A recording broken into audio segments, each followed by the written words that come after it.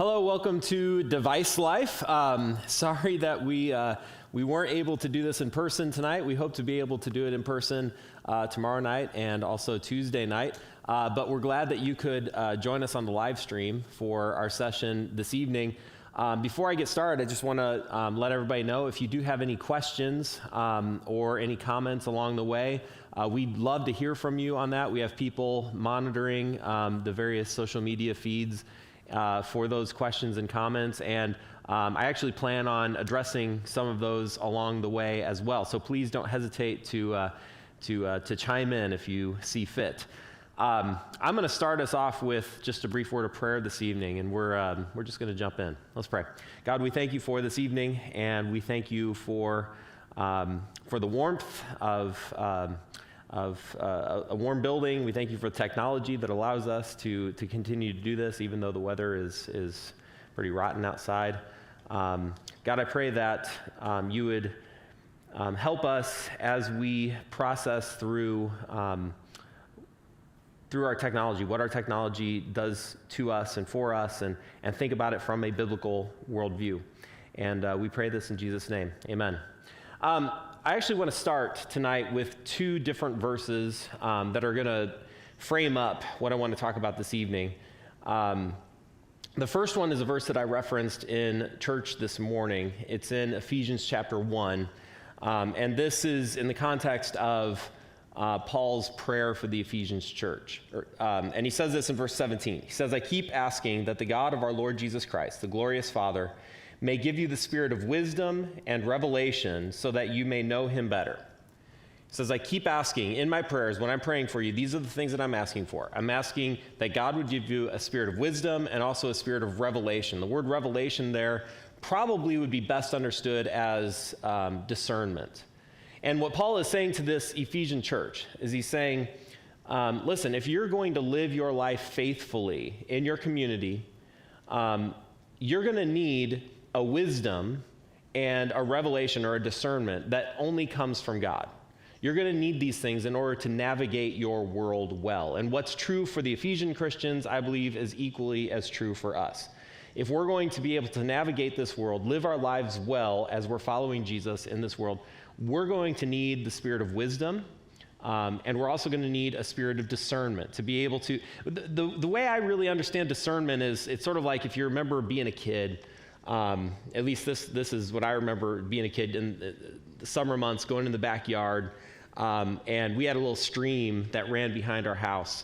And one of the things that I'd like to do is I'd like to go to that stream and find a big rock and just kind of flip the rock upside down just to see what was underneath the rock. And you'd see all these creepy crawlies and everything else underneath the rock.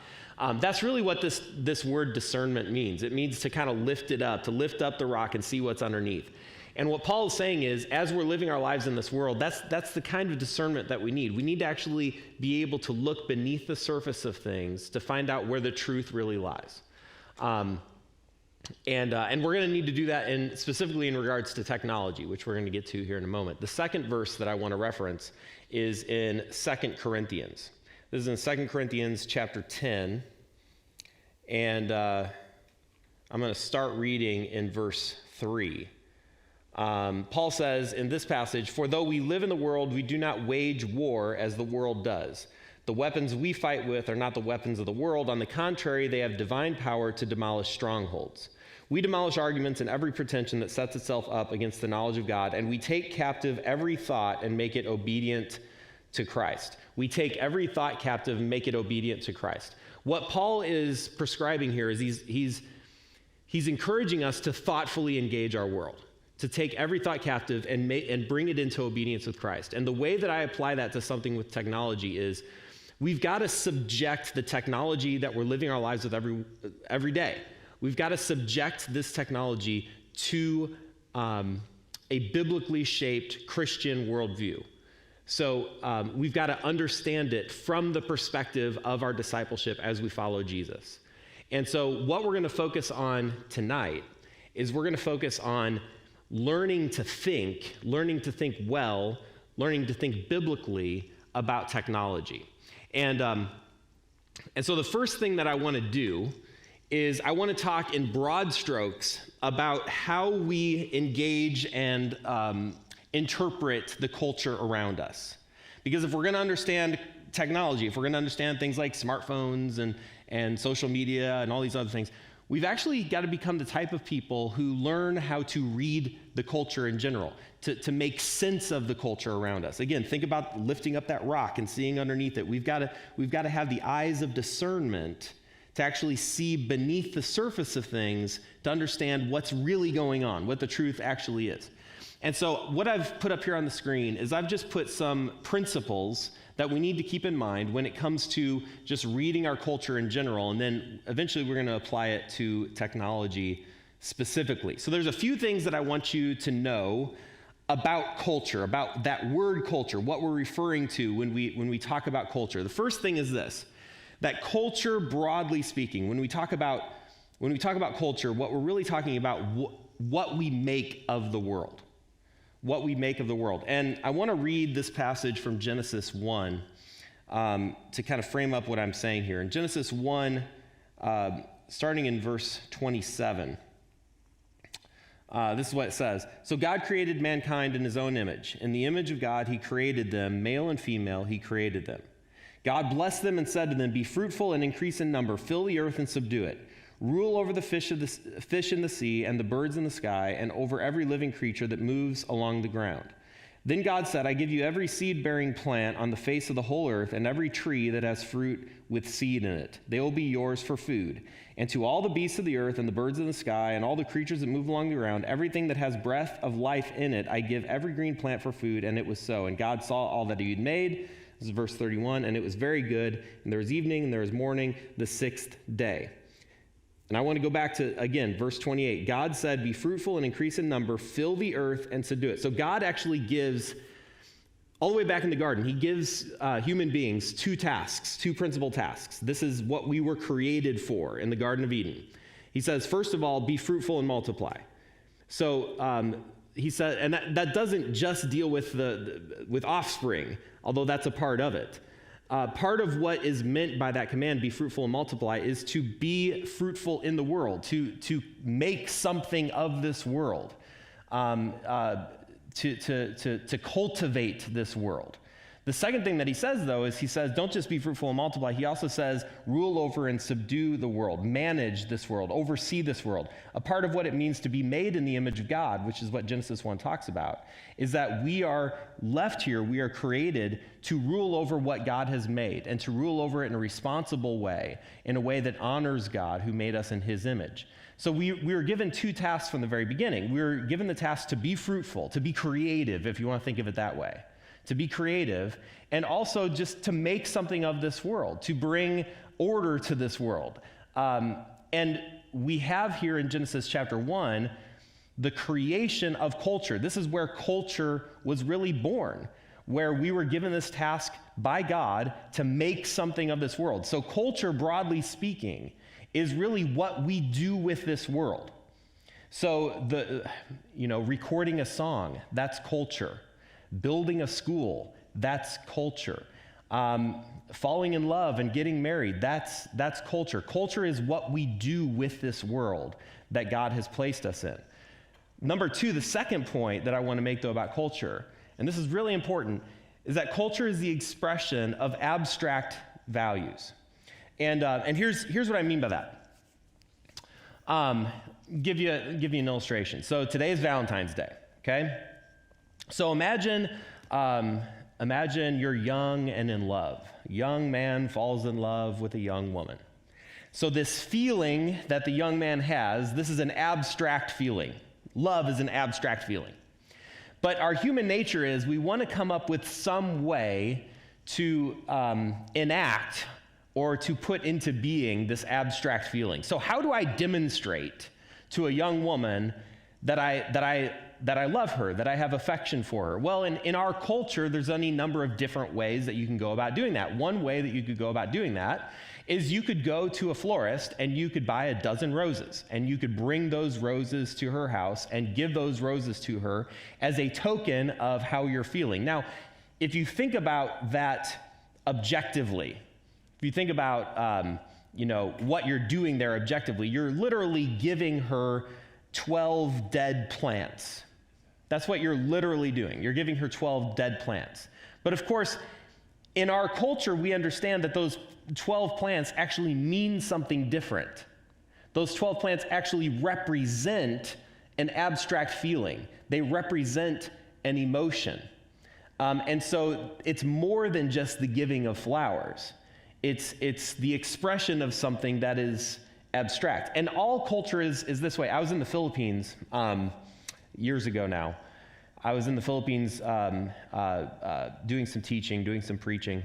And on one of the days I was there, I had a conversation with a Filipino pastor who was a pastor at a church in a far-flung place, one of the southern islands of the Philippines. And we were just talking about, the two different worlds that we represented. And he asked me if I could explain to him two things about American life, two things about American culture. And I was like, sure, yeah. He's like, I would like you to explain to me the state of Montana, and I would like for you to explain to me the interstate highway system. Like, state of Montana? He's like, yeah, I want you to, I've heard about this Montana. That's what he called it. I've heard about this Montana. I was hoping that you could explain this Montana to me, and also the interstates. Now, if you think about it, from his perspective as a pastor in a densely populated jungle island, to think about a place like Montana is just bizarre. A place where you could go and stand in a state and look on every horizon surrounding you and not see any evidence of human life at all and feel completely alone and completely solitary. This is a foreign, alien type of experience for this Filipino pastor. And he just wanted me to explain to him, what in the world is that like? And so we talked about that. And then he's like, well, explain to me the interstate highway system. Now, if you're living in a place like the Philippines, again, a densely populated island nation, to get anywhere in that nation is extremely difficult. It might require a boat, it might require a plane, it might require a long, winding bus ride through the mountains. It's just very difficult to get from one place to another. And so he was fascinated by a culture where you could get in your own vehicle and you could get on a highway and you could drive 1,000 miles in one day and be where you wanted to be on your own time and in your own way. And he was just really fascinated by that. And it caused me to think, it caused me to wonder, the interstate, for instance, is something that we just take for granted, many of us. We don't even think about it. It's just a part of sort of the cultural air that we breathe. But nevertheless, it does express some uniquely American values, if you think about it. So if a dozen roses expresses the abstract feeling of love or affection, the question that I'm asking is, what does something like the interstate highway system express about our abstract values, priorities? And you could think about things like independence. We love our independence, right? We love to do what we want, when we want, on our own time.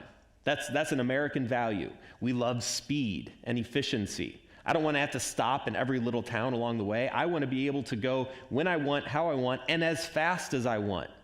We value big open spaces. That's something that's a uniquely American experience. And so we create something like the interstate highway system as an expression of the values, the priorities, the feelings that we possess.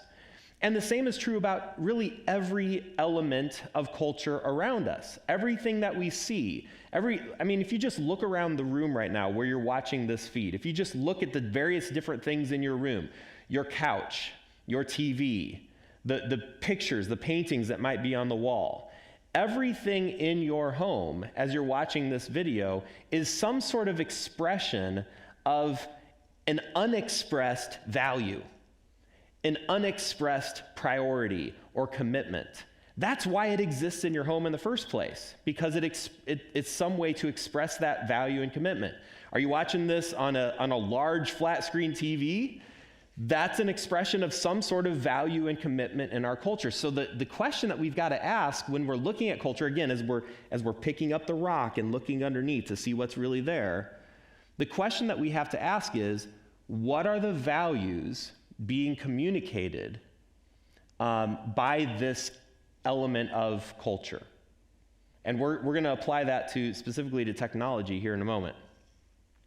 Thirdly, wisdom and love require us to learn to read our culture. Now, here's what I mean by that. First of all, wisdom. If we're going to be able to navigate this world with wisdom, that's really what wisdom is. Wisdom is a skillfully lived life. That's the way I like to define wisdom. Wisdom is a skillfully lived life. So if we're going to skillfully live our life in this world, we've got to understand the world that we're living in. And we've got to understand the things that this world produces and creates. We've got to understand them as they actually are. So living a skillful life means that we're not just going kind of with the flow of things, kind of passively going through our life. No, we're actually pausing and reflecting and thinking about the world in which we live. But second, I say love, wisdom and love require us to learn to read our culture. I mentioned love here simply for this reason. We don't just speak a particular language like English or Spanish or whatever. We also speak the language of our particular culture. And so if I'm going to love my neighbor as I love myself, like Jesus told me to, part of what that means is I don't just learn to speak the literal language that they speak, but I also learn to appreciate and speak the cultural language that they speak.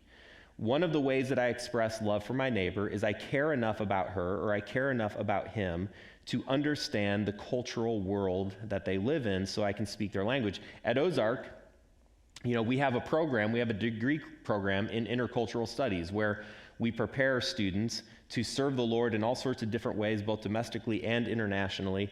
And, one of the things that's a key element of that program is cultural agility, learning how to navigate different cultures well. Because if you're a missionary, for instance, we've had quite a few students that have gone to Japan and have planted churches in Japan.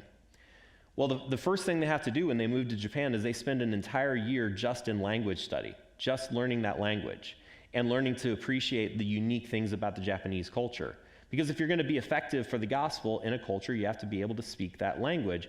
But the same is true for each and every one of us.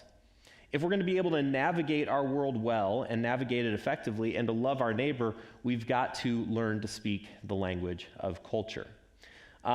So the big idea here, again, is if we're going to understand technology, there's a bigger picture thing that we've got to be aware of, which is culture in general. We've got to be able to understand if you take something like a tablet or a smartphone, what is this cultural artifact, for lack of a better term? What is it expressing as far as the values and the principles and the commitments of a culture? Here's some questions that we should ask when we're trying to read our culture, when we're trying to understand the world in which we live. I have 5 questions that I ask. Here's 3 of them. First of all, what does this cultural artifact assume about the way that the world is? So again, we create things, we produce things, and the things that we produce make certain assumptions about the way the world is. Okay, so what does this artifact, assume about the way the world is? Number 2, what does this cultural artifact assume about the way the world should be? So we create things out of hope or out of a desire to actually change the world. Like the world isn't exactly right the way that it is, so we have to create something so that the world becomes something else. So we make assumptions about the way the world should be. Number 3, what does this artifact make possible? What doors of opportunity does it open for us? Fourthly, what does it make impossible? So there are some things that we create that make other things, when we create them, it makes them impossible. And then lastly, what new forms of culture are created in response to this artifact? So just want to give you maybe a couple of examples of what this might look like. So one of the exercises I lead my students through is I have them think about something mundane, like, we already talked about the interstate highway system. I like to have them think about a store mannequin, like a mannequin in the store. We've all been there. We've walked into a store like Old Navy or whatever, and the first thing that we see is a mannequin. And a lot of these stores, the mannequin, they're obviously dressed in clothing that they're trying to sell. But a lot of the mannequins have you noticed, they're faceless, or sometimes they're even headless. Now, why do stores do that? They do that because that's a marketing technique. They don't want you to imagine someone else wearing the clothes. They want you to imagine yourself wearing the clothes. So they've taken the face off the mannequin, so all you can see is the clothes, and you can imagine yourself wearing the clothes. So on the surface level of things, you would ask the question, well, why does something like a mannequin exist? Well, it exists to sell clothes. And that's true. But again, we want to look beneath the surface. We want to pick up the rock a little bit and ask deeper questions. And if you think about it, if you think about something like a mannequin in a different, deeper way, what you realize is a mannequin is presenting you a picture of the good life.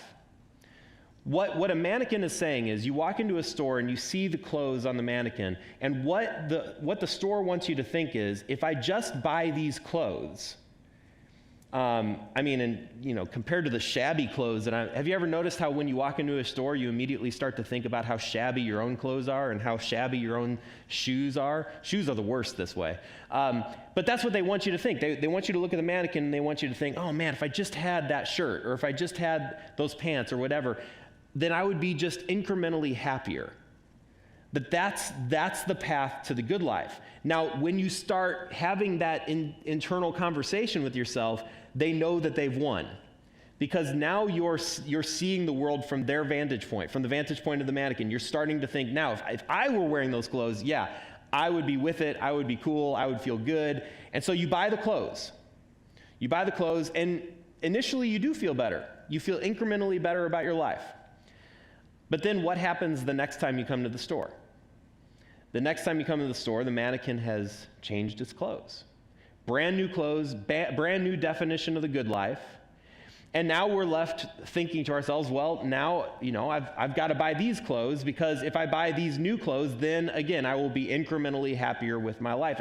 And on the story goes, and that's how it works. And that's even how so many of our technological devices work. Every single year, a new cell phone comes out. Apple releases a new phone. And you think, well, I didn't know that I was dissatisfied with my existing phone, but now the new phone's coming out, and now it has 8G camera or whatever that is, and I didn't even know that was a thing. I didn't even know that was something that I needed, but my goodness, how could I possibly go through life with a 4 whatever camera? And we have no idea what these things even mean, right? But they're big, they're flashy, they're exciting, and what they've done is they've created for you this image of the good life. If you just buy these things, if you just get this technology, if you just take it in, then you'll be incrementally happier, and initially you might be.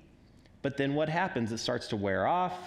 It doesn't really last. That happiness doesn't last the way that we hope that it does, or the way that we wish it does, until the next technological device comes along and says, no, actually, this is the path to the good life. And so much of the things around us, including our technology, are actually presenting to us a picture of the good life. And that's where, as disciples, as Christians, we need to be thoughtful about this, and we just need to ask the question, is that actually telling me the truth? Am I being told the truth that that's actually what the good life looks like? Or might the good life in Christ actually look much different than what the world is telling me the good life looks? Because that's at the end of the day, that's all that technology is doing. Technology is just giving us an alternative picture of what the good life looks like, and as Christians, we need to thoughtfully engage that. Sometimes at moments embrace that, but also at other times reject that or critique that. I want to ask this question, and those of you who are watching on streaming can kind of think about this. We're going to return back to this later. But I like to run these questions through specific artifacts, like an iPhone, for instance. So I think the invention of the iPhone in 2007 was one of the most important inventions ever in history.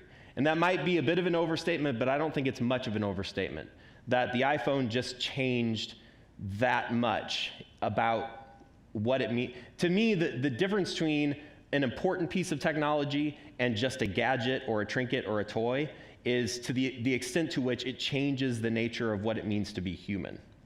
And I think in 2007, when the iPhone came out, it changed so much.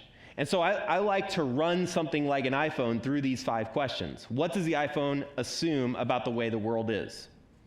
What does the iPhone, assume about the way the world should be? What does the iPhone make possible? What does it make impossible, or at least very difficult? Are there things that now, because we have an iPhone, certain things have now become impossible for us, or very difficult for us? And then number 5, what forms of culture are created in response to the iPhone? So we could maybe talk about that. I'm going to return back to these same 5 questions later on. I just want you to think through them. Again, what am I doing? What I'm doing here is I'm giving us a broad framework for understanding the culture in general. You can't understand technology unless you're, again, willing to take a peek underneath the rock a little bit and ask deeper, penetrating questions about culture in general. What is the message that this culture is trying to communicate to me? As a disciple of Jesus, what's the message? What do I need to be aware of? What do I need to be conscious of about this culture? Okay, so let's dive specifically into technology then. And before I can go very far into this conversation, we have to first define what we're talking about when it comes to technology. What do we mean when we say technology? What is that referring to? Well, there's at least 3 different ways that this word has been used historically.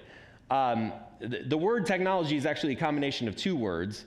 Logia in Greek, which is the study of something, and techne in Greek, which is craftsmanship. So technology literally is the study of craftsmanship, the study of the mechanical arts is how it was known throughout much of the Middle Ages.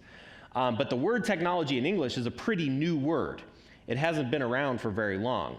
Originally, like around the Industrial Revolution, I'm going to go into professor mode just for a little bit, okay? I apologize. But around the Industrial Revolution, 1700s, especially 1800s, technology came to be associated specifically with knowledge. So like MIT, the Massachusetts Institute of Technology, it was founded in the 1860s. And it was founded because it was a place of learning. It was a place where you gained knowledge about the mechanical arts, about technical knowledge. So technology was first used in that way. Now, eventually, though, what happened is, as the Industrial Revolution is taking root in Europe and especially in North America, we're producing all this stuff. We're producing all these new trinkets and toys and innovations and inventions. And eventually, the word technology came to be associated not just with the knowledge involved to create those things, but technology came to be associated with the thing itself. And so that's why now we look at something like a phone and we say, this is technology. But originally, this wouldn't have been technology. What was technology was actually the knowledge, the know-how to actually create something like this. Now, there's a third way of understanding technology, which is really a technological worldview, to think in terms of or from our technology, a technological worldview. And I'm going to get into more of that here in just a second. But when it comes to thinking about technology, again, this is all I'm trying to get you to do tonight, is I'm trying to help us think through technology. And then in the subsequent nights, we're going to come up with some strategies for dealing with technology. But we've got to be able to think about it first. When it comes to technology, there's broadly kind of 2 different understandings of technology. The first one is what's sometimes called instrumentalism. It basically says that technology is neutral. Technology is just, it's just tools. And what matters is how the tool is used, right? So if you think about something like a hammer, okay? A hammer is essentially neutral. A hammer is a basic tool, it's a basic technology, but it's neutral. You could use that hammer for creative goods, you could use that hammer to build a house, but you could also use that hammer destructively if you chose to. But the tool itself is neutral. It's all about how I use the tool. And this is how most people probably think about technology. If you think about a smartphone is just a tool. Now, do people use it in inappropriate ways? Sure, of course they do. And we need to be aware of those inappropriate ways that it gets used. But it also could be used in helpful, creative, uplifting ways as well. So what matters is focusing on how we use tools. Technology in this sort of understanding is a bridge to another world.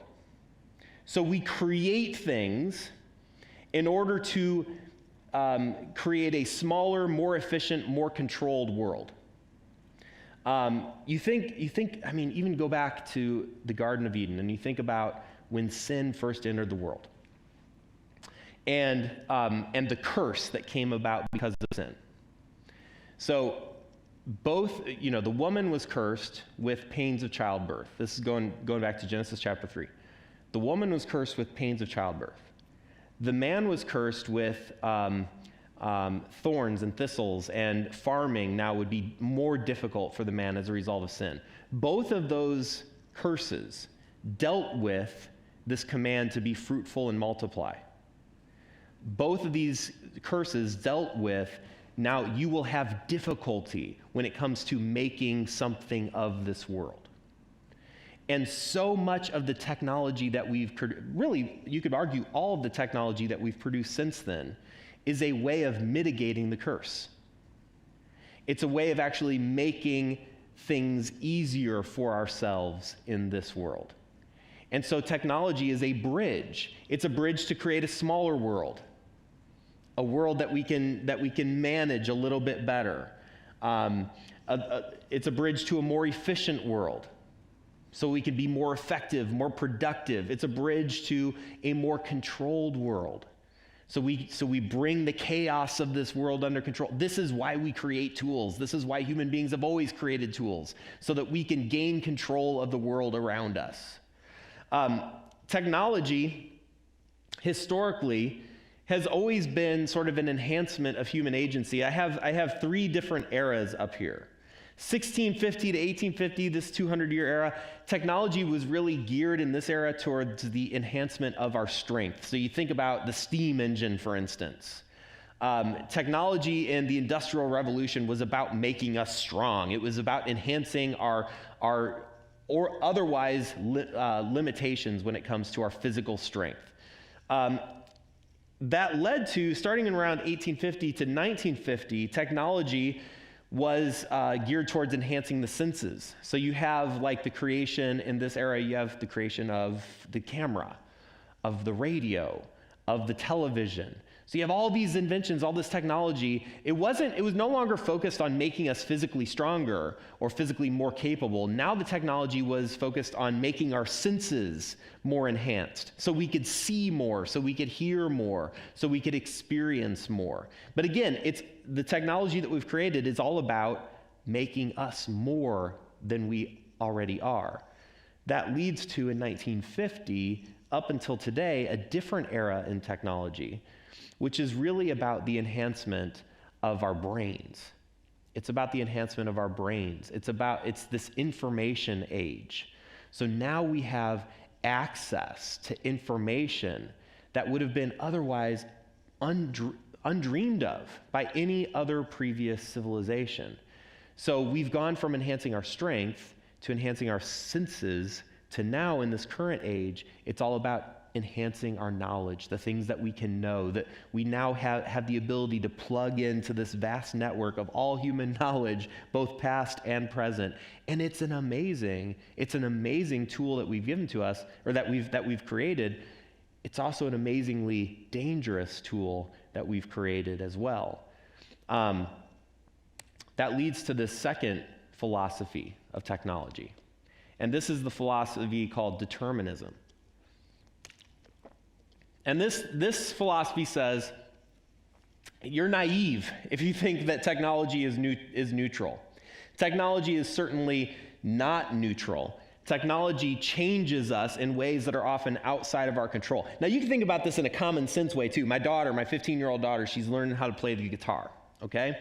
And when you learn how to play the guitar, one of the things that comes along with that, if you've ever played the guitar, is you develop calluses in your finger as you're learning the various chords. And so she's in that process where she's learning the rhythm, she's learning all the different chords, and she's developing calluses on her hand as a result. And that's just a common sense example of how physically our technology reverses back to us and actually changes us in certain ways.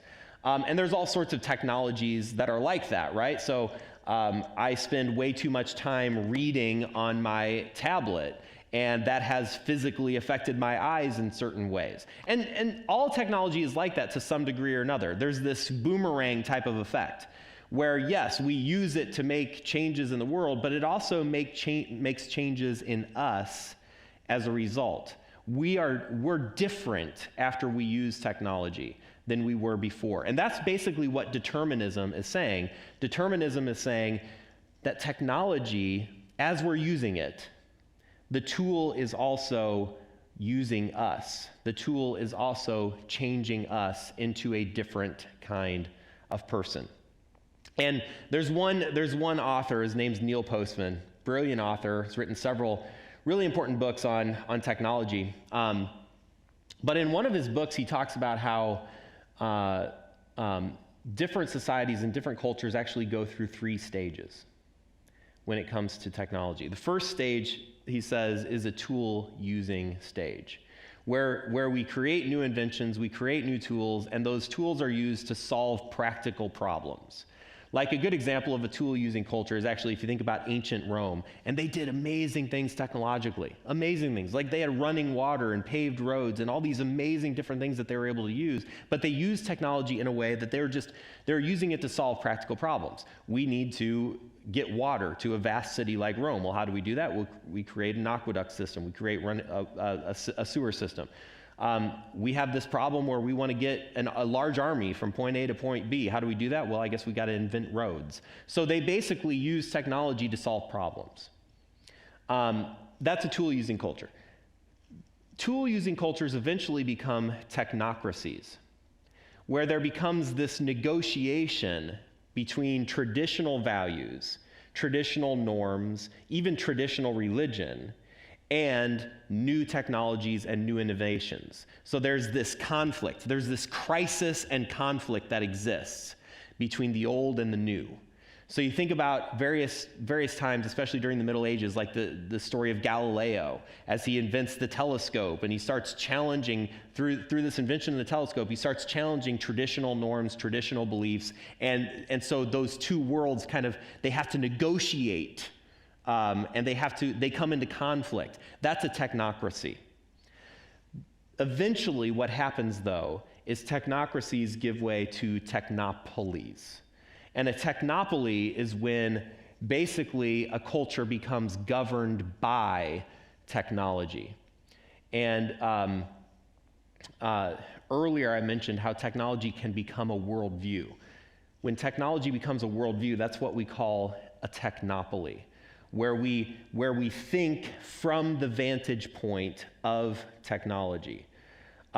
Here's a basic way of thinking about this. So I teach, in education, one of the kind of controversial things in education, and it's been controversial for some time, is standardized testing. Standardized testing. Now, one of the complaints about standardized testing is that there might be the tendency to actually teach to the test. So rather than teaching the student, we instead teach to the test. So we know that you're going to be taking this test at a certain time, at a certain day, and so now I need to prepare you specifically for this particular test, and nothing else matters compared to the test. The test is what's important, okay? That's a small example of this type of thinking, where we come to see the world through our technology. An illustration that I was going to use in my sermon this morning, but I chose not to use it because it was kind of silly. It was one of those things like, as I'm writing my sermon, I kind of leaned over to my wife. I'm like, is this a dumb illustration? And she's like, yeah. And so I cut it out of my sermon, but I'm going to use it tonight. So one of the ways that I've come to think about this is imagine you had a pet parrot, okay? And so you just randomly have a pet parrot, and that parrot goes everywhere that you go. So everywhere you go into stores, you go into restaurants, you go into school or whatever, and you have this giant pet parrot that's literally sitting on your shoulder all day long, every day. If that were the case, like eventually you would have to start thinking everywhere you went into. If you went into the grocery store or whatever, you'd have to think, okay, how are they going to accommodate my pet parrot? You would have to think about, is my parrot going to be cared for? Is my parrot going to have somewhere to go to the bathroom? Is my parrot going to have something to eat? Is my parrot going to be too cold when he goes outside? Like all of your thoughts, if you have this giant parrot sitting on your shoulder, all of your thoughts are going to come to be dominated by this parrot, right? Eventually, given enough time, if you give enough time, eventually you're going to start seeing your life through the lens of the parrot. You're going to start thinking like the parrot because everything is going to be done for that reality. You're going to have to, in other words, you're going to have to accommodate. You're going to have to adjust yourself from the vantage point of the parrot. And that's how technopolies work. Technopolies are when technology creates such an imperative that you couldn't imagine doing anything else other than accommodating the technology. I was listening to a podcast recently. They were talking about the NBA on this podcast. And one of the problems they're having in the NBA right now, I'm not sure anybody cares, but one of the problems they're having in the NBA is with instant replay. So the game is interrupted nonstop by reviewing and replaying all these different plays in the game because we want to get it right. We want to get the calls right. And so you play for a little bit, then you stop. You got to go over to the monitors. You got to check the play. You got to review it. And it's causing the game to lose its flow, to lose its energy. And they were talking about this on the podcast, about this problem. And one of the people on the podcast said, but you know what? I can't imagine having this technology exist and not using this technology. And I thought that's exactly what this type of thinking leads to, where you have this technology and it becomes such an imperative that you can't imagine living your life in such a way where you're not accommodating that and serving that technology. One of the examples that he mentions in the book is medical technology. So think about a basic medical device like a stethoscope. A stethoscope, when the stethoscope was invented, one of the things that happened as a result of that was that the doctor became separated, even if in a small amount, the doctor became separated from her patient, and became separated by the technology. So now it's not so much what the patient has to say about how she's feeling. Now I have to know about how she's feeling through the technology. And because the technology exists, I have to use it. And in medical technology, this has become the norm, especially for those of us who live in places like North America or Europe where we have access to all this medical technology. If it exists, we have to use it. If there's a test, we have to use it. If there's a device, we have to use it. We couldn't imagine not using it. We would feel irresponsible if we didn't use it. And so that leads to the situation where we're over-tested, we're over-medicated, and all this is the result of having so much technology that we feel like, we can't not use this technology, so we actually start to think from our technology. And there's all sorts of different examples. I think, not to get too controversial, but I think our experience of COVID has been very revealing in this regard. When COVID first started last March, and of course I've been thinking about technology a lot for a long time. So when COVID first started last March, one of my initial thoughts was, this is going to be a pandemic unlike any other pandemic that we've had. For the simple reason that we are experiencing this pandemic in a digital age, in a technological age. And that changes everything. So now we have the ability to do things, wonderful things like we're doing tonight, to live stream a service where otherwise we would have had to cancel, right? So we're able to do those things. We're able to have remote learning at school. We're able to Zoom with our grandparents at Christmas rather than seeing them face to face. So we have all these technological tools at our disposal, and to some extent those tools have been wonderful. They've been so helpful to keep us connected in a very difficult time where we're feeling isolated. But I also have this nagging question. I wonder what our experience with COVID would have been if it would have happened 20 years ago. Would we have thought about our response to COVID in a different way? Would we have thought about church in a different way, school in a different way, the holidays in a different way? Would we have been willing to basically put our lives on hold for 10 months, 11 months, 12 months? I think to some extent or another, this technology has been a wonderful thing, but it's also been calling all the shots.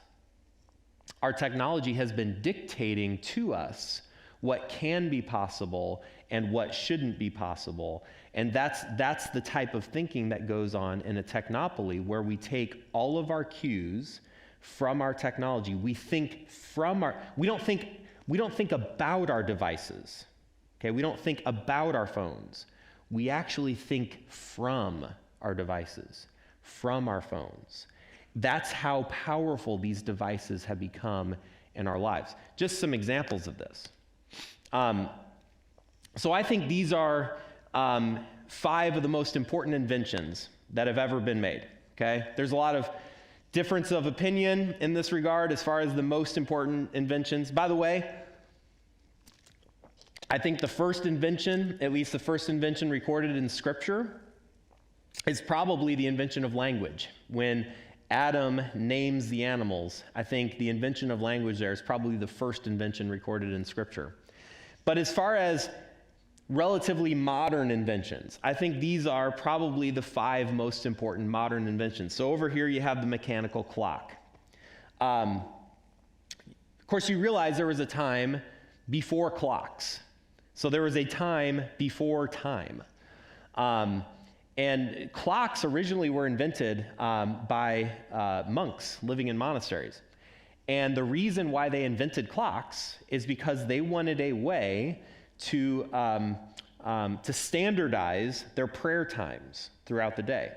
And so clocks were originally invented as a worship aid to help these monks know when they need to stop their day and start to pray. Eventually, though, the clock was adopted by industry. It was adopted by businesses, especially factories. And entrepreneurs recognized fairly early on that clocks were going to be a good way to manage efficiency in their factories and to control their workers' time in a more efficient way. So the factory came to be governed by the clock. Industry came to be governed by the clock because it made everything controllable and efficient. And now our entire lives are governed by the clock. Sometimes you hear people talk about, people from other cultures. I mentioned I was in the Philippines. I've been in the Philippines several times. And in the Philippines is one of those cultures where they don't care nearly as much about time as we care about. So, a worship service that might be scheduled to start at 9, it might start at like 9:30, because you start it when everybody's there. That's when you start it. And it doesn't seem to bother anybody. And the service is done when the service is done. You're not on some clock. Like the service has to be done in 1 hour and 15 minutes. They laugh at that. They don't care about that. The service is done when the service, they don't think about time in the same way that we think about time. Have you ever wondered about why that's the case? Have you ever wondered why is it in some cultures they are so concerned about time? Other cultures don't seem to worry about time nearly at all. I think one of the reasons why that might be the case is because our culture went through the Industrial Revolution. So our culture went through this time in our development where we were governed by the clock. Other cultures around the world, they didn't go through the Industrial Revolution like we did, so they're not governed by the clock in the same way that we are. Now, I'll let you be the judge which cultures are more rich in that regards and which ones are less rich in that regard. But because of the clock, we now are governed by a different sense of time. It's actually changed the way that we think about time. Or you think about the printing press. The printing press changed the way that we think about communication. Things like the Protestant Reformation just would not have happened without the invention of the printing press. In all of Christian Europe, before the printing press, there were less than 100 copies of the Bible in all of Christian Europe. After the printing press, almost overnight, you have thousands of different copies of the Bible and also other printed materials from people like John Calvin and Martin Luther. The Reformation just would not have happened without the printing press revolutionizing the way that we think about communication. And so now we just take communication for granted. We take books for granted. But there was a time when books were rare, and to have a book was a treasure. It was almost a priceless thing. Down here I have the telescope.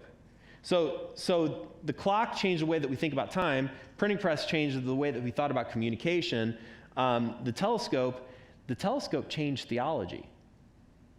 Because before the invention of the telescope, when a person would look up into the sky, they would call the sky the heavens. They would call the sky the heavens. After the telescope, people started referring to the sky as space. And so now we routinely refer to the expanse above us as space, empty space. The telescope emptied out the heavens. It changed the way that people thought about the world that we lived in. It also changed the way that they thought about God's presence in the world that we live in. The telescope was a remarkably important and powerful invention. Down here you have the internal combustion engine, automobiles. Now you could talk about steam engines predating the internal combustion engine, but engines changed the way that we think about space. All of a sudden now, the world becomes shrunk down and manageable as I can go. I don't have to plan. If I'm going 100 miles down the road, I don't have to plan my entire month around that journey. I could do it literally in a day, multiple times in a day if I have to, because the world now we don't even think about it. Now our minds have been completely changed in how we think about space because of the engine. Now the fifth one up here is the smartphone. The smartphone. And I think the smartphone has fundamentally shifted multiple different things. But I think it's primarily shifted the way that we think about information, access to information, and how we think about our connection with each other. My point with all of these is simply that technology is not a neutral thing. When you pick up a phone and you use it, make no mistake, that phone is changing you in the process. That's how technology works. Every time we use technology, we are changed as a result. And usually this change is subtle enough that we don't even think about it. But again, what I'm interested in tonight is I'm interested in trying to get us to think about it, trying to get us to critically engage technology and to think about the ways in which it might be changing us. So if we go back to these questions, and we're going to take a break just here in a moment. We go back to these questions, and we ask the questions about reading culture. We ask these questions of the iPhone in particular. What are the answers that we come up with for each one of these 5 questions? What does the iPhone assume about the way the world is? What does the iPhone assume about the way the world should be? What does the iPhone make possible? What does the iPhone make impossible? And what new forms of culture are created in response to the iPhone? We're going to take about a 5 or 10 minute break. Actually, let's be more precise. We're going to take a 10-minute break. And when we come back in 10 minutes, I think there might be some questions that I'm going to address that have come in, and we're also going to talk about these 5 questions. So come back in 10 minutes and we'll get started.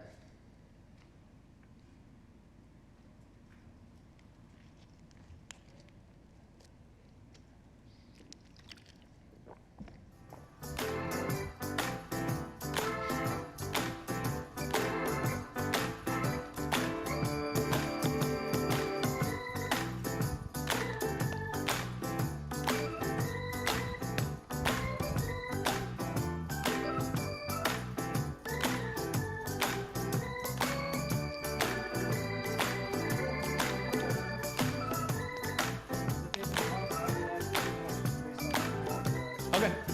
Oh, my microphone's still on.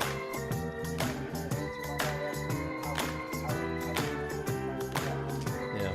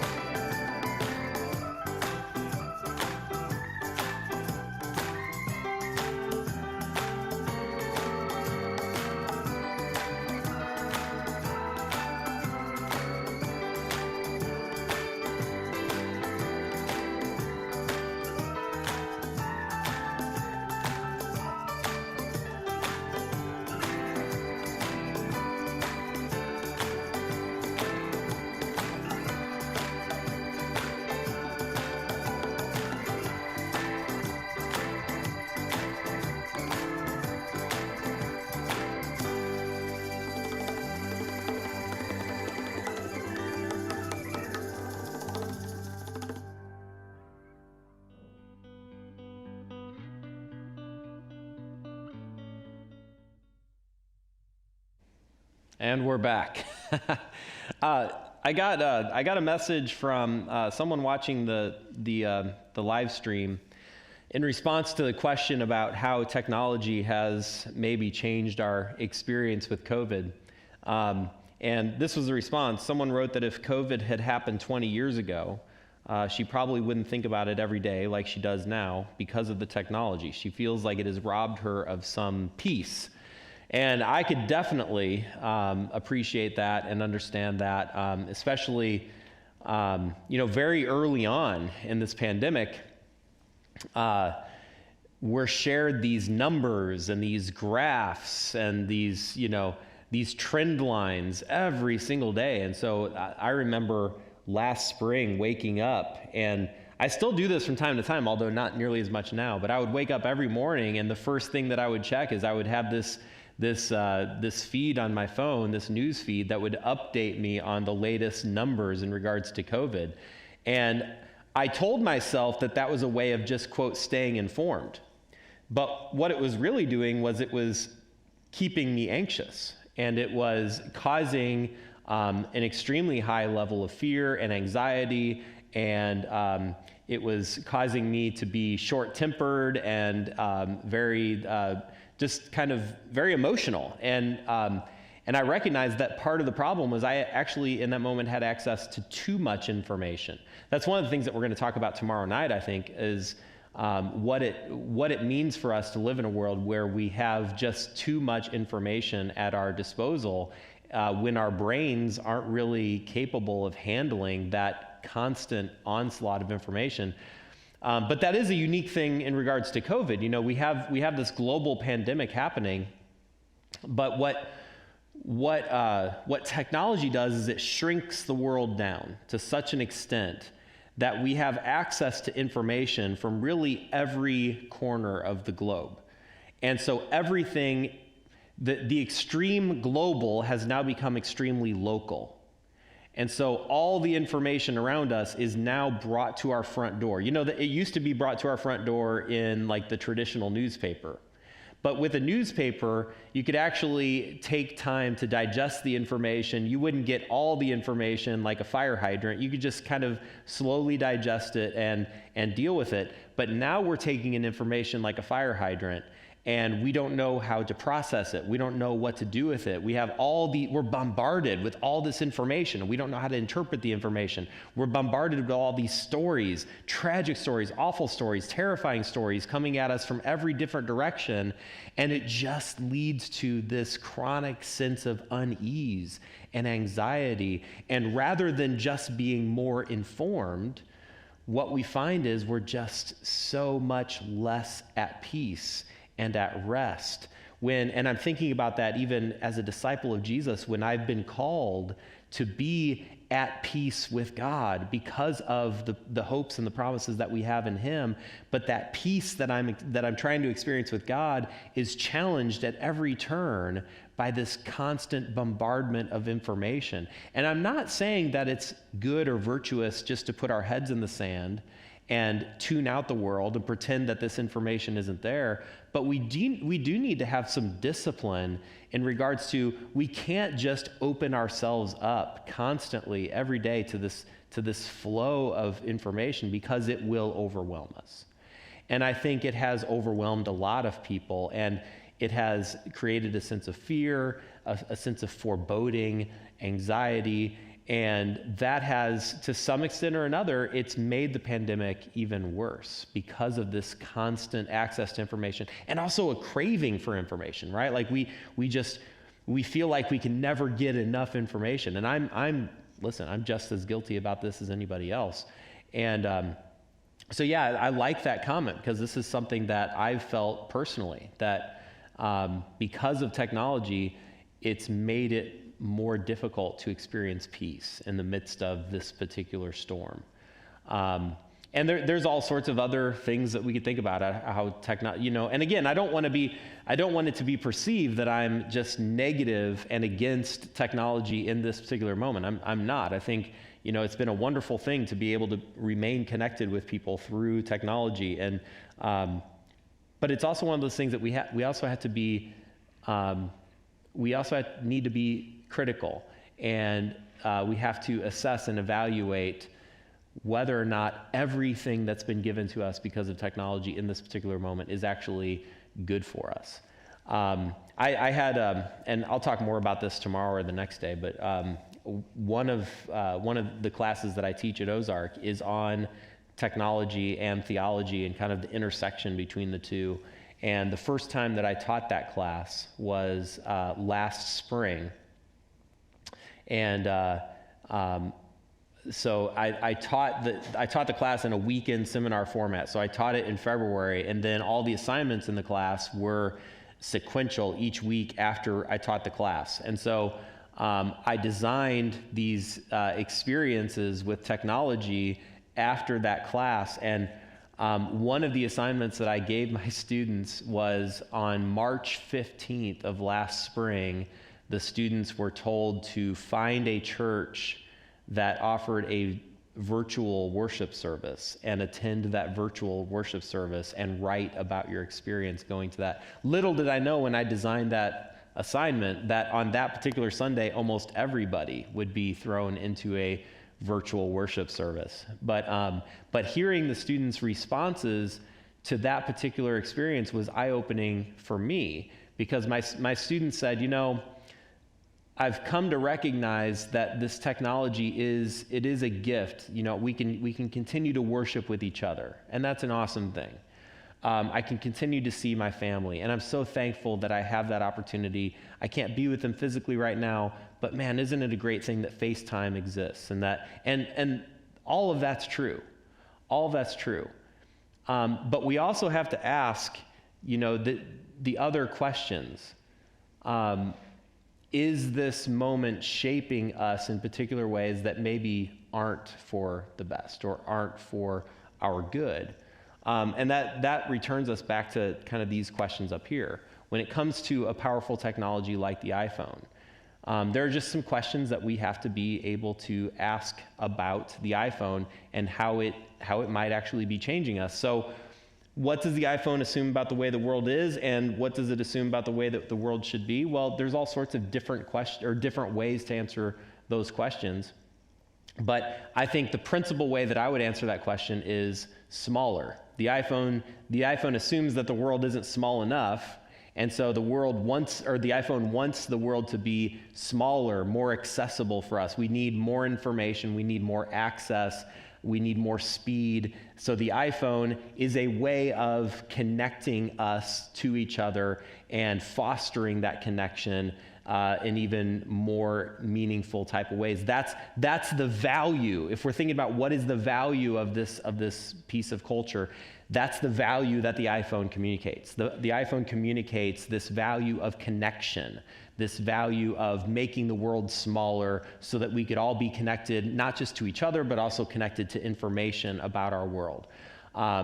What does the iPhone make possible, and what does the iPhone also make impossible? I spend a fair amount of time thinking about each one of those things. The iPhone makes all sorts of amazing things possible. It makes it possible for me to take pictures at any given moment, which is a great thing. At different times I've thought about maybe getting rid of my smartphone. And do I need the smartphone? Do I not need it? But every time I think about getting rid of my smartphone, one of the things that keeps me from getting rid of it is just the ability to take pictures of my kids, or to have those moments where I video, and it's just so convenient to have that. So it makes that possible for me. It makes it possible. I talked about this morning in church. It makes it possible to find my way. If I'm trying to go somewhere that I've never been before, I can just plug it into my phone and my phone will lead the way. But it also makes it impossible now to get lost. It makes it impossible to not know your way, because you could always figure out your way if you just have your handy iPhone close by. It also makes it impossible to be disconnected.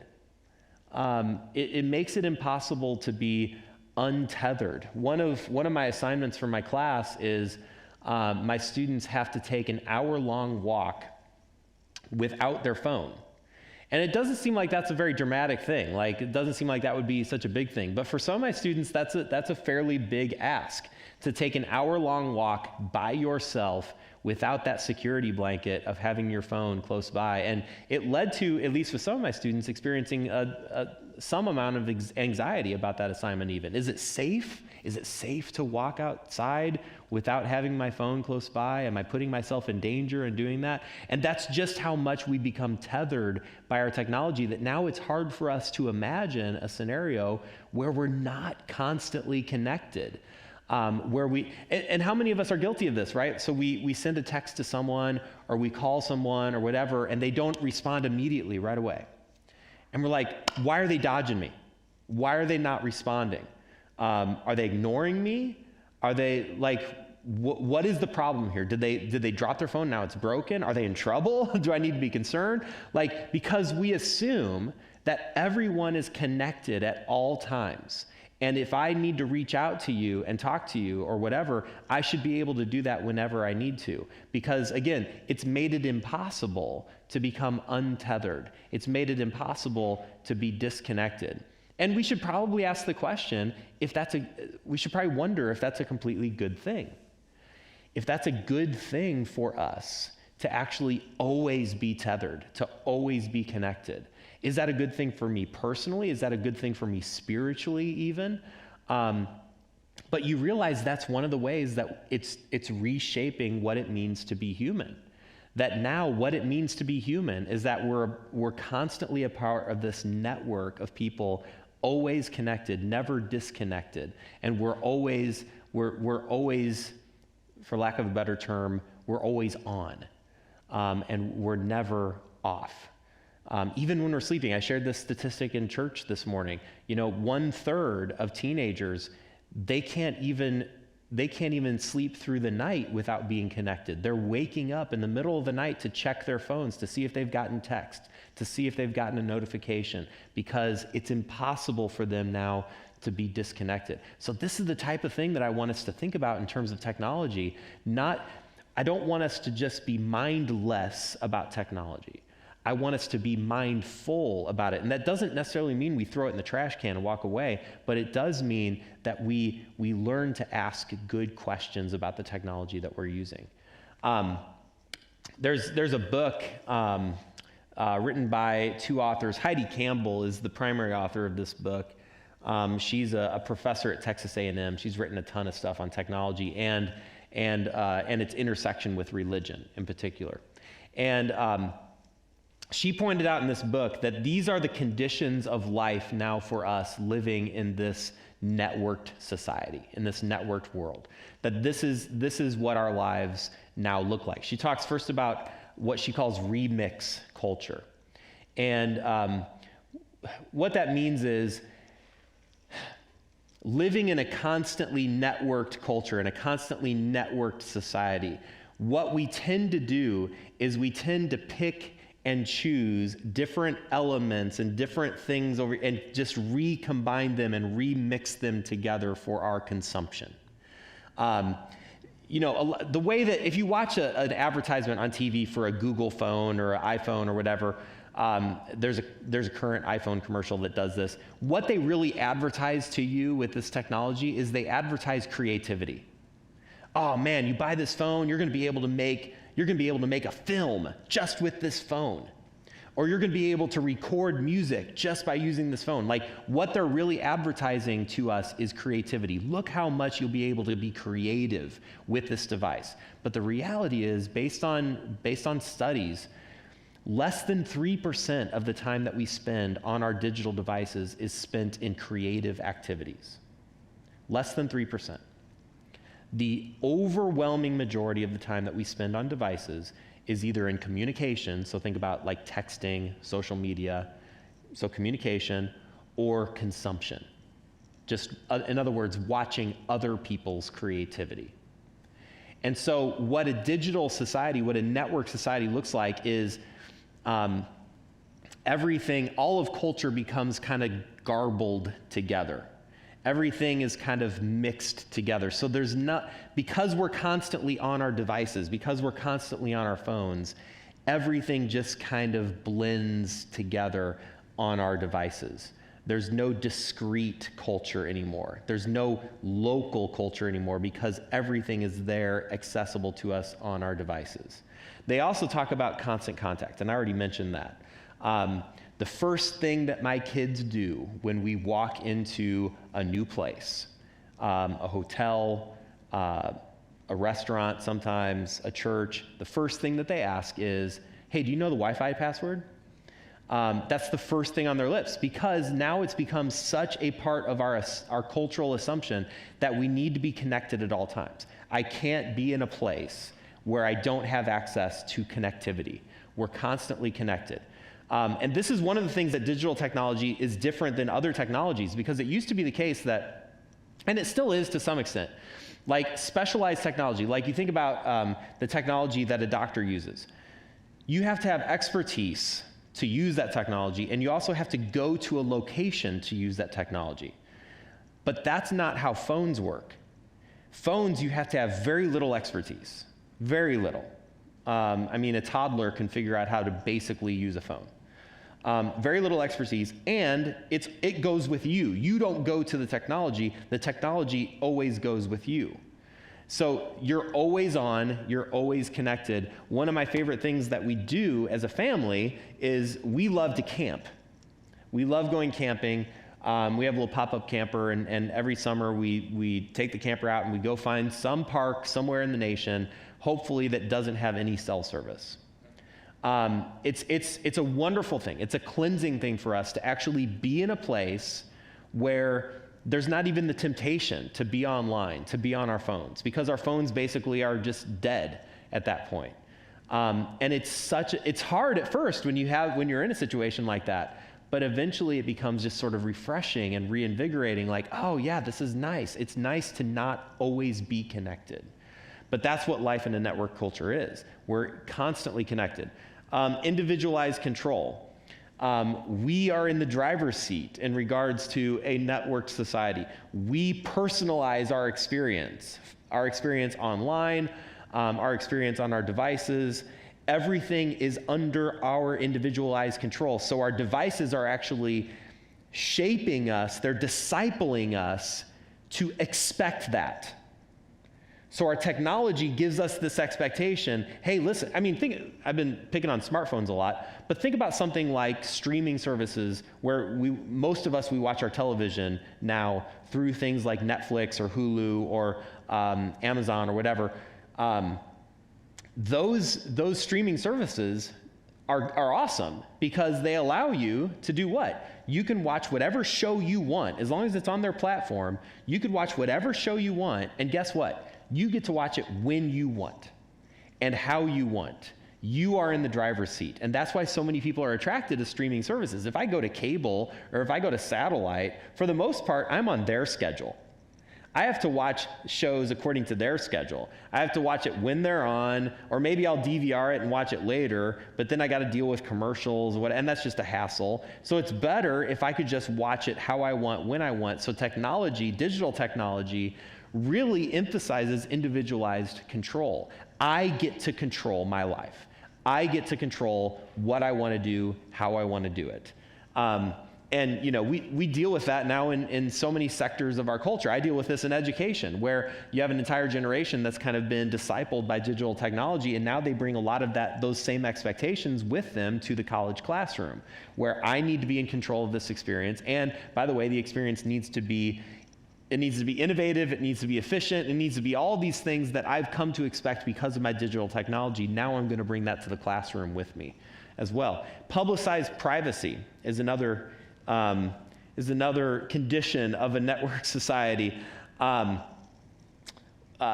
We always feel on display. And I'm going to talk more about this tomorrow. But I want to show you this quote. It's kind of long. But this is from 1999. There was a group of MIT nerds in 1999, late 90s. They wanted to try to live their lives constantly connected to the internet. And so this group of MIT students, they came up with special rigs to get them connected to the internet wherever they went. They designed clothing with technology actually sewn into the clothing. Some of these, like this person here, Steve Mann, they designed glasses that these glasses were the first glasses that actually could take you to the internet. So these glasses connected to the internet. So you had this small group of MIT students trying to live their lives literally as cyborgs, constantly connected to the internet. And here's his quote. Again, this is 1999. "People find me peculiar. They think it's odd that I spend most of my waking hours wearing 8 or 9 internet-connected computers sewn into my clothing, and that I wear opaque wraparound glasses day and night, indoors and outdoors. They find it odd that to sustain wireless communications during my travels, I will climb to the hotel roof to rig my room with an antenna and internet connection. They wonder why I sometimes seem detached and lost, but at other times I exhibit vast knowledge of their specialty. A physicist once said that he felt that I had the intelligence of a dozen experts in his discipline. A few minutes later, someone else said that they thought I was mentally handicapped." And what I find remarkable about this quote is just how much it aligns with our experience today. This experience in 1999 has now become an almost universal experience today, where we are constantly connected, we're constantly on display, but we're also, as a result of that, we're also kind of disconnected from the world around us as well at the same time. And this is 20 years ago. So publicized privacy, I'm going to talk about this much more tomorrow when we talk about social media, and especially young people on social media, and how this can be a big problem. Because on social media, again, we ask the question of technology: what does technology make possible, and what does technology make impossible? Well, there's a certain imperative that comes along with social media. You remember, okay, so I was talking about the instant replay in the NBA. The technology exists. I can't imagine not using it. Social media works the same way. So Facebook exists, Instagram exists, Snapchat exists. So I can't imagine not using it. I've got to take a picture of my meal and post it to Instagram. Everybody, I guess, needs to know what I ate for dinner tonight. Or, you know, some sort of political issue has just happened. Well, I mean, Facebook exists. I have to go on Facebook now and weigh in as if the world is waiting for my opinion on this political issue. The world is waiting. The world can't wait much longer for my opinion on this political issue. So I've got to weigh in on Facebook. That's the imperative that social media gives us. Like, we have to publicize our every moment. And privacy now has become compromised as a result, to the extent that college students today, privacy to many of them is kind of a foreign concept. Like, there's a coffee shop on a major university campus that all of their products are free. You go into the coffee shop, everything is free. The only thing that you have to give them to get a cup of coffee is you have to give them data, personal data, in order to get their coffee. And college students, of course, are more than willing to share their personal data for a free cup of coffee, because the world that they grew up in is a world of publicized privacy. So the notion of having a private moment or private information, that's become a relatively foreign concept to them, because everything about their life has been on display really from childhood. I mean, there's kids now that I have in college that their entire life has been chronicled by their parents on Facebook, even from the moment of conception, when their parents showed the ultrasound picture on Facebook for all their friends to congratulate them on. And so their entire lives have been documented, and they just continue to document their lives moving forward, and there are some devastating consequences to that.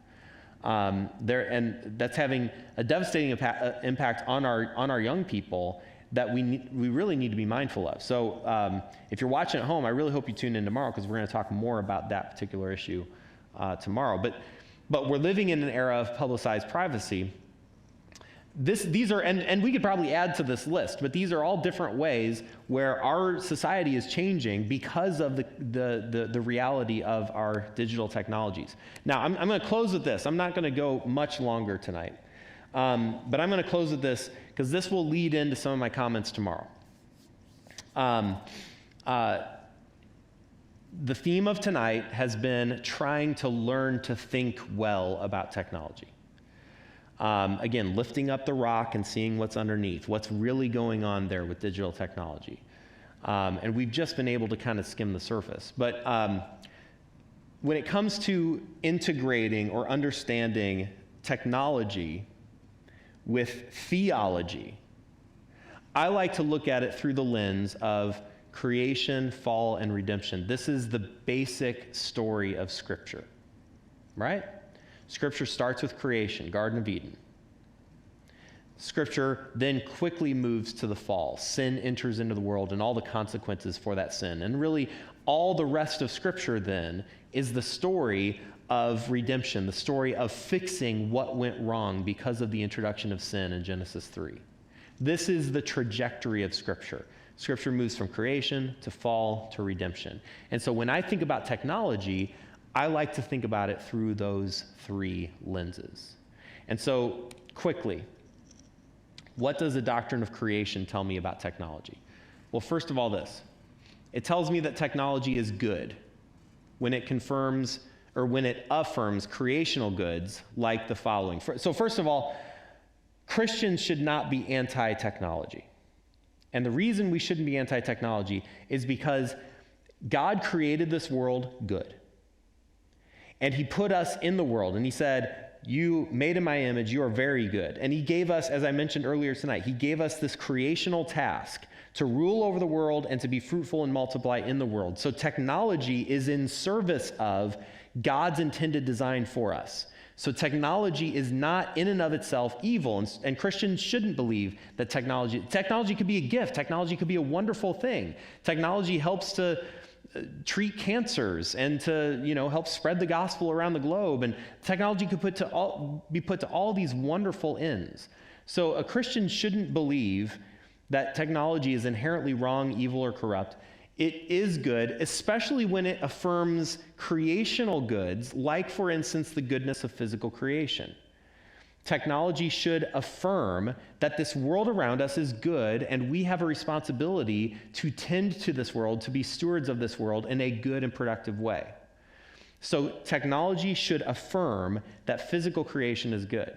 Now, one of the problems that technology has, though, is that every new advancement in technology removes us one more step from the world. You think about farming technology. Agriculture is a good example of this. Every new invention and innovation in agriculture actually removes the farmer one step from the land. And all of technology has that tendency. It separates us. It removes us. Digital technology is much more so. Removes us from the physical world, removes us physically from each other. And so this is one of the challenges of technology. It should affirm physical creation, but so often it actually removes us, and we'll talk more about that tomorrow. Humanity's task of stewardship over the earth, technology should affirm that. It should affirm that we have this God-given task to be good stewards over this world, to make something of this world in a way that honors our Creator. It should also affirm the dignity and the fellowship of God's image bearers. Our technology, the technology that we use, should actually reaffirm the fact that all people, no matter who they are created valuable and unique in God's image. And if our technology falls short of that, then our technology becomes corrupted and harmful. But our use of technology should affirm the common dignity and the value of all people. And fourthly, it should also affirm the rhythm of work and rest. We were created, we know this from Genesis, that God created this world to operate according to a rhythm of work and rest. God worked for 6 days, rested on the seventh day, and God said, your pattern should be the same. You're not created to work, you're not robots created to work nonstop, but you're also not created to rest without working. Our lives have this pattern, this routine of work, rest, work, rest, work, rest. And you could probably see how, in each one of these four ways, our technology sometimes affirms these four things, but quite often it actually works against these four things, right? So you think about this last one, the rhythm of work and rest. One of the promises of digital technology like smartphones, laptop computers, whatever, one of the promises is, man, think about how much easier your life's going to be. Think about how much more efficient your life is going to be. Oh, you're going to get so much done. Like, that's the promise of digital technology. But the reality of digital technology is it's actually made us more fatigued, more weary. It's caused us to work even more. Because we're able to do so much more, we end up working so much more. And now, with so many of us working remote, now we've actually brought work home with us, and so we can't even escape our work even when we're at home, because the laptop's always there. The phone is always there. There's always some email to respond to. There's always something that we need to get done. And so the promise of an efficient technology has actually led to less rest and more work. And we find that's the case with a lot of our technology. The promise of the technology doesn't match the reality too often. Now, what about when we look at technology through the lens of the fall? Well, technology is bad when it leads to alienation. And this is going to be a big idea tomorrow. When technology alienates us from God. It separates us from God. When it alienates us from each other. Social media is a wonderful example of this. The promise of social media is, hey, it's going to bring us all together. It's going to be wonderful, right? But the reality for any of us who have spent any time on social media is, the reality is, in bringing us together, it also causes more fractures within our communities and within our relationships. There's fighting, there's feuding, there's slander, there's malicious talk. And so it actually causes us to be more alienated from each other, even though it promises this connection with each other. Alienation from creation is another issue. And then fourthly, alienation from ourselves. And that's something I'm going to talk about a lot tomorrow night. And then lastly, when we look at it through the lens of redemption. What do we learn about technology when we look through it with that lens? Well, historically, the church actually has used technology in some wonderful ways to spread and advance the gospel. You could even go back to the New Testament and you could observe Paul using technology like the Roman road system and even early technology like mail routes to send his letters from one church to another. The church basically invented the Codex book, the book that we're all familiar with now. The church basically invented that technology.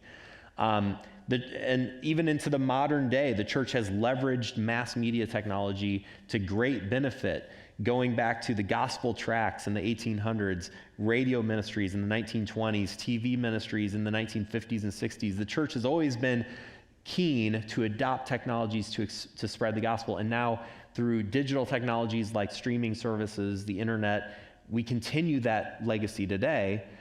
But we've also got to be careful to recognize that technology can be a tool to advance the gospel, but technology itself is not a savior. Technology doesn't save any of us in an ultimate sense. And Scripture reminds us of that because there's always this danger. And I kind of mentioned it this morning in my sermon. There's always this danger for us to start worshiping the things that we've created. That's what God chastised Israel for in the book of Isaiah. You had these craftsmen using the same wood that they used as kindling to keep themselves warm. They also used that wood to make an idol that they bowed down and worship. And God calls that foolishness. And that's been the temptation that humans have faced from the very beginning, where we create these new things and we're so enamored with and captured by these new things that we actually start looking to them for our salvation. And Scripture at every point chastises us and reminds us, no, your salvation does not come from the work of your hands. Salvation comes from what God has done. And so this serves as kind of a framework for us moving forward as we get into like the next couple days, as we start to think through, okay, how is our digital, like smartphones, social media, all these things around us all the time, how are they changing us in maybe some negative ways that we need to be aware of? And how can we start to formulate strategies? As families, as individuals, as churches, how can we formulate strategies to live better with these technologies? Because they're not going away. They're going to be with us. And so we've got to be wise enough to figure out a way to live this device life in a productive and in a good way that encourages our discipleship. So that's all I got for this evening. Chris, are there any questions that came in? Yeah, there have been a couple. Give me just a second. Okay. One person wanted to know, what you thought, the idea of like an echo chamber, has technology made us more likely to do that? Has that Yeah. increased that phenomenon? Yeah. That we want to get our opinion out there, but not really listen. So the question is about echo chambers. Has technology encouraged the development of echo chambers, where an echo chamber is basically where we only hear our own voice, right? And I think that's most definitely true. I hope whoever asked that question, I hope they tune in tomorrow night or come here tomorrow night, because I'm going to talk about that specifically in regards to social media. There's actually been studies on this that have been done. You know, the promise of social media is, hey, it's going to be this place where we're all connected to each other and we could all, hear each other's thoughts and, collaborate and talk and all these. But the reality is, social media has done the opposite. Social media has made it possible to specifically personalize the circle of individuals who we choose to interact with. And what we choose to do is we interact with people who already agree with us in virtually every way, especially politically, religiously, et cetera. And so I teach apologetics at Ozark, and one of the things that I've discovered in my studies about atheists are very active online. They're very active online. Atheists are typically more active online than non-atheists.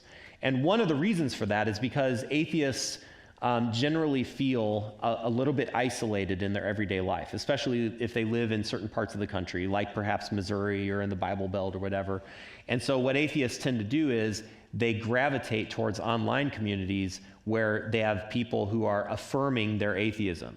And so what they create is they create this bubble of atheism where everybody in their circle of influence thinks the same way they think about God and religion and whatever, and everybody who thinks differently about God is outside of that bubble.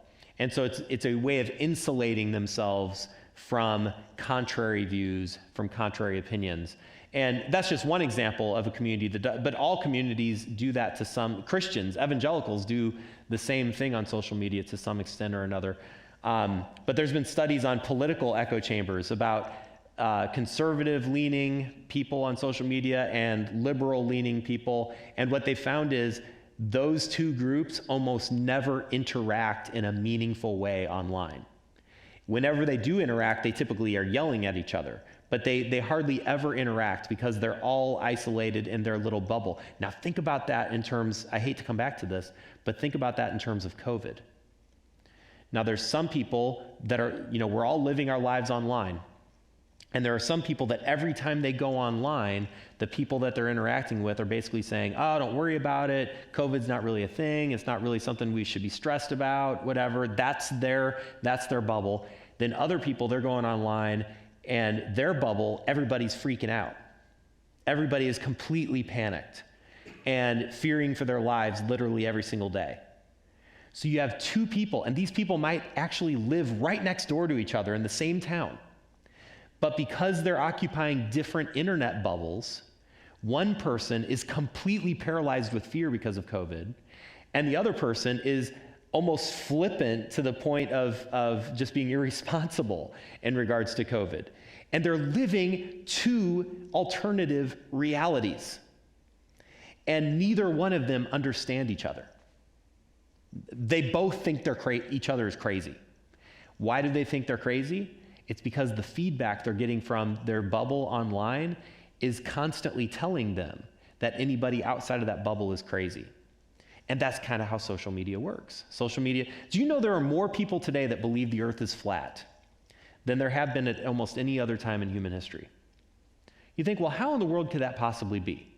How could we live in a world where so many people think the world is flat? It's because of social media. It's because of the internet. It used to be that if you believed the world was flat, every single person in your life would bump up against that belief and challenge that belief. Like, no, Y'all, that's crazy. The earth isn't flat. You're just nuts. Like every person you'd run into be like pushing back against that belief. Now, though, the person who believes the earth is flat, they can go online and they can find a community of other people who also think the world is flat and affirm that belief constantly. So now when they run into people in their daily life who say, no, man, the world is round, now the response is, oh, so you're just a sheep like everybody else, huh? You're not enlightened like I am. Because I have this community of people, we all discovered the truth a long time ago that the earth is flat. And you're the one who's naive. You're the one who's wrong. And it's the feedback that we get from these bubbles. So it's a huge issue, Chris. It's a big issue. There was one more. I had a couple others, but you actually addressed them Okay. in your own notes. But another one that somebody asked about, they talked about how emotional social media is. Yeah. And how when you get on technology, it doesn't seem to reward the analytical or Yeah. the passionate, reasonable, Mhm. rational, well thought out answer. It's emotion. So, And how do they get out of that? It's so much easier to get caught up in that than it is to get out of it. yeah, so the question is about social media and what type of responses social media encourages. So social media is, think of social media like a slot machine. Okay, a slot machine is designed to give you specific feedback so that you keep on dropping coins into the slot machine. And so the slot machine will have sounds, it'll have lights, it'll have graphics. All of that on the slot machine is designed to give you little pieces of feedback. So even if you're not winning at the slot machine, you're still getting this feedback that draws you in and keeps you sitting there putting money into the slot. Social media works the same way. So social media creates these feedback loops where they just give you little pieces of affirmation. Usually it's in the form of a like or a retweet or a comment. Maybe one of the biggest inventions on the internet right now is the like button on Facebook. There's actually a person who invented the like button. And all of these things are designed to reward certain behaviors. And this goes to some of the things that I've been talking about. So you think about what does something like social media make possible? What does social media make impossible, or at least very difficult? Here's what social media makes possible. Social media actually encourages the quick hot take, right? So if you're waiting too long to give your opinion on an issue, political issue, cultural issue, whatever, you're going to miss your opportunity. So social media actually rewards the person that as soon as something happens, I've got to go online immediately and comment on that thing. Now, what does that disincentivize, though? That actually disincentivizes critical thinking, because critical thinking takes longer. Critical thinking, you have to be patient with critical thinking. Critical thinking, you have to chew on an idea for a while. You have to get different opinions. You have to get different perspectives. You have to actually be concerned about seeking out the truth, right? But social media doesn't incentivize critical thinking.